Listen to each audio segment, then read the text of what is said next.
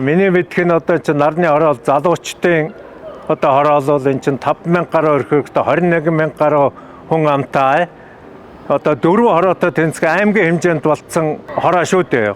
Өнөөдөр ийм одоо бас их бүтээн байгуул тээж иргэд одоо бас баяртай байна. 2016 оноос хойш явган гүр ашиглалтанд орно гэд сонсч байсан. Өнөөдөр бодит бүтээн байгуулалт болцсон байгаад иргэн үнэ баяртай байна. Гэрээсээ гараад хэдэн зуун метр яваад саруул зах ороод номын дэлгүүр орчих юм байна гэж бодож байна. Иргэн үнэ баяртай байна. Нарны хороолыг 2014 онд ашиглалтанд ороход ирж амьдарсан. Манай оршин суугчид ингээ хоёр талынхаа гүүрээр хотын төв рүү ордог.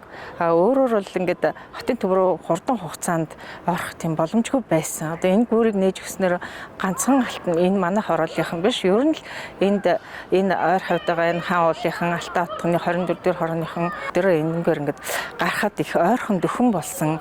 Бас энэ заавалчгүй ингээд машинтай хотын төв рүү ордог байсан бол бид нар одоо шууд ингээд энэ гүүрээр гараад хотын төв рүү ороход бид нарт бас ямар ч гэсэн их ойрхон гарцтай болсон учраас энэ маань бас хотын төвчрэлд жоохон ч гэсэн хувь нэмэр оруулж байгаа гэж бодож байна.